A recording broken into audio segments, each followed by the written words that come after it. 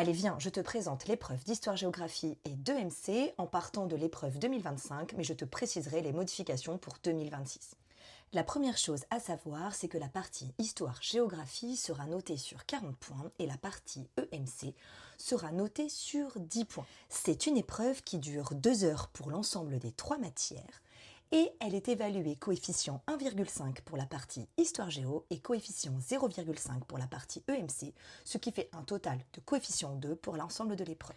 Pour le premier exercice, pas de changement, ce sera toujours une analyse et une compréhension de documents, soit en histoire, soit en géographie. Tu auras 1 ou 2 documents à analyser, il faudra donc répondre à des questions et la rédaction sera valorisée. La grande nouveauté, c'est que ce n'est plus sur 20 points, mais sur 15 points.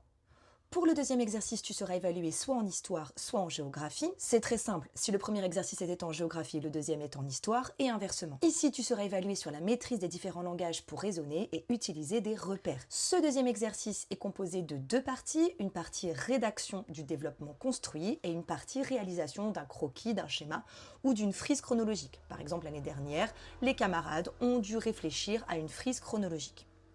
Les nouveautés 2026 concernent encore une fois le barème puisque le développement construit sera sur 18 points et les repères sur 7 points, ce qui fait un total de 25 points pour l'exercice 2. Pour la partie UMC qui sera donc sur 10 points, il y aura de nouveau des documents, 1 ou 2 documents qu'il faudra analyser par des réponses plutôt courtes et il y aura une réponse qu'il faudra un petit peu plus développer. Voilà, j'espère que cette vidéo va t'aider à y voir un petit peu plus clair et n'hésite pas à poser tes questions en commentaire.